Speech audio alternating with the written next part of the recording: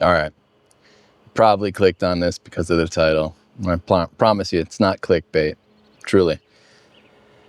Clearly, I didn't bring my mom back from the dead, but I did something a little bit different. So, a little bit of background. I've been using ChatGPT a lot lately for journaling, for being introspective, mostly for it to be able to look at patterns, whether it's in my writing, journaling, things like that, and have it kind of analyze that stuff for me. So, a little background. My mom and I had a really complicated relationship, and I won't get into too many of the details, but it was not good. And it was one of those things, and I'm sure there's some people among you that know this, where you just get, when you're getting gaslit, where you know for sure that the woman said, "You were a mistake pregnancy and you ruined my life." And of course, when you ask an adult that later on in life, of course they're gonna deny it. They may be ashamed of it. They may not remember it. I don't know. I can't ask her why she did what she did. But the real eye-opener for me was after she died, I was cleaning out her house and I found a journal. And holy shit, did she not like me. I mean, it was there in ink. But my ex-wife at the time, I read the first couple of pages and I was like, I cannot handle this. And so my ex-wife did. And she took the liberty of burning it because she said what she found in there was evil and wasn't going to help me. For better or for worse, that's what it is. And it's probably better that I didn't, quite honestly. So recently I opened up an old Gmail account that really I haven't touched in years. I migrated away from it years ago. But it was a place that my mom used to send me emails. So I think I had about 200 emails that spanned a number of different years. And I opened up a couple of them, and the first thing I noticed is instead of looking at them with younger, less experienced eyes, I'm seeing them with an adult's maturity. My experience in life, reading into these things, just being like, "Ooh, yeah, you were just offloading anxiety. You were just offloading your anger. You were wrapping other people into it so that you didn't feel alone." So, yeah, I mean, the few that I read, you know, the anger, the anxiety, the guilt, the conditional love. I mean, it's plain for me now, but at the time, it was just my weird relationship with my mom, if that makes sense. So based on my experience of AI using large language libraries and data to help form opinions, just like people would do, or if you went into therapy, you give that therapist information. However, I thought this was probably even better because this wasn't my recollection of it, which I'm sure is consistently wrong, or it's consistently painted in my own views or my own opinions. This was Pat's writing. This was what she sent to me over a number of years. So if anything was going to be analyzed, it was really Pat here. So I had the idea that I was going to upload all these into ChatGPT. Not to be able to speak to my mom, not so that ChatGPT could act as my mom. I really wanted to get some insight into these emails, and I also knew that I didn't want to read every one of them because I'm not ready for that yet. I'm not ready to go back through all that, and frankly, it's not important, I don't think, at this point. So I actually asked ChatGPT what it does with these emails, and it pointed out it doesn't read these emails. It's analyzing the emails for tone, for for emotional patterns and relation dynamics and all these other things. And then it's passing it all through, trauma-informed frameworks, NLP or attachment theories, and it's then reflecting back to me what it saw. I was really honest with it, and I said, this could be painful. This is what this is. I want to do this carefully. And it respected that, or it followed my instructions. I'm going to say it respected it. So it gave me options. It gave me the option of, do you want me to go through these and give you themes, or do you want me to dive deeper? So I went with themes. And the themes were very high level and they were eye-opening. Seeing it with adult eyes, to see some of the things that were going on, that were consistent. It was eye-opening. If you've grown up in a household of alcoholics or bipolar people, asking them about the past, you're not always going to get answers that confirm what you thought actually happened.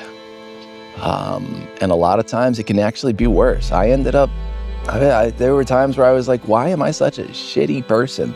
Why do I imagine that my mom said these things?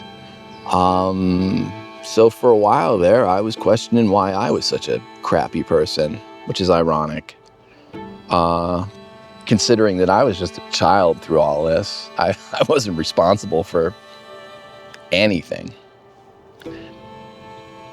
Yeah, so one of the things that it offered to do was to write a letter. One of the things that it found was that my mom did have moments of clarity where she marveled at how beautiful nature was, or spoke in poetic terms. And, there were these moments of clarity for her, just like when she was dying. She had a brain tumor. And every once in a while, this sweet pat would come out. And I think at one point, I don't know if I'm making this up or I'm remembering it or making it up so that I feel better about myself, but there's a point where I do think that she said to me in this moment of clarity in hospice that she was sorry for how shitty she'd been to me my whole life. Again, I don't know if that happened or not, but so I prompted ChatGPT and I said, yeah, let me see that letter that I always wanted but never got.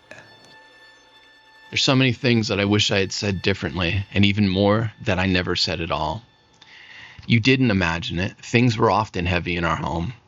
You felt it even as a child, the chaos, the moods, the unpredictability. I was supposed to be your safe place, and I wasn't. I was wrapped up in my own fears, regrets, and unhealed wounds, and I let them spill into your world. That wasn't your fault. You were never too much, never too sensitive, never wrong for needing calm or clarity or care. I know I leaned on you too much. I asked for your help, your understanding, your forgiveness far too often. I should have been the one holding you. Instead, I asked you to hold me. You became so strong because you had to. But strength born from survival is not the same as peace, and I want that peace for you now. I see how hard you've worked to break the cycle, to learn, to heal, to grow beyond the stories we both inherited. I see the way you love, with intention, with courage, with a tenderness you had to cultivate all on your own. I want you to know you don't have to carry me anymore. You don't have to solve the past to be free of it. You don't need to prove anything to earn love. You already are love. You always were. I'm proud of you, not for the achievements or how you held it all together, but for the man you became when no one showed you how. I wish I could hold that little boy now. I would tell him this: you are good, you're safe, and you're not responsible for the brokenness around you. And you never have to earn the right to be seen, to rest, to feel joy. I hope that you let this version of me, this true mother, sit beside you now, not to ask anything of you, just to love you, without noise, without fear, without needing anything in return. I see you, and I love you more than I ever found the words for. Always, Mom. So look, I know this isn't my mom speaking to me. I get it. But this is all I got. And for a lot of us, this is all we have. If you have old letters, if you have that stuff, that's from them. So it's partially my mom. It's partially not. Mostly ChatGPT. Be that as it may. As I read that, the thing that I just read to you, yeah, I got my chest got tight. Yeah, I acted like a little kid. My chest got tight, but then with that moment of being a 53-year-old adult and looking at life and what must have been her life through adult eyes, I get, yeah, you just do the best you fucking can, you know? And there's one part where she said that I see how hard you've worked. That it literally gave me butterflies. It was nice. My mom never said anything nice to me. So for the first time, perhaps ever in my life, I felt like my mother in some way finally saw me, be it through an AI's perspective. But hey, sometimes that's all we get. So look, this isn't a tech story. This is a story about healing, all right? Essentially, I have these parts, all these parts that help protect me. It's like an onion, all these different layers that continue to grow and grow and grow. But at its core, these pieces are still there. So for instance, I have pieces that didn't want me to remember my childhood or dissuaded me emphatically not to think about my childhood. And it's only in the past 3 months that I've started realizing I used to think that I couldn't remember my childhood. Now I'm seeing that I can. And it's coming back to me more and more. And there's been some interesting moments.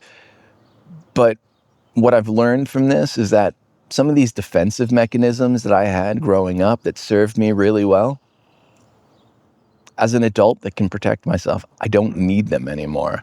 And frankly, they're counterproductive to being, a good, well-adjusted adult in life, quite honestly. So I've been learning to reparent those inner portions. And it's been as simple as reading this supposed letter from my mom that she never sent. But it's also been looking at the themes and having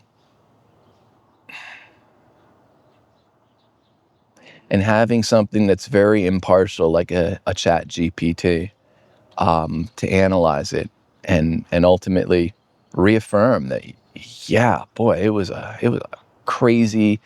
Talking with Pat was never simple. There was always layers and subtlety and guilt and manipulation, and that affected my relationships through my whole life up until about 3 years ago. So look, if this resonates with you, I'm just saying you're not crazy. I've been there. I thought the things that you're thinking, and your memories are real, and you deserve peace.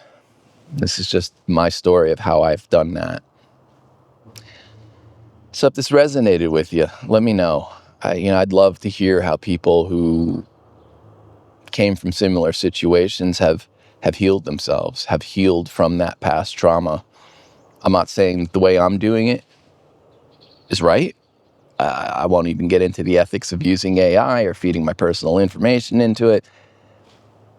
I choose to do it because if I were talking to a therapist or talking to a life coach, if I was being honest, and let's be honest, a lot of people aren't honest with the therapist and stuff. I'm just trying to cut out all the bullshit. I want healing to happen, and I want to see what I'm capable of after that. And so I'm just diving into this, and I'm using every tool that I have available to me to try to dig deeper and make sense of what my childhood was and who I am and what got me to where I am today.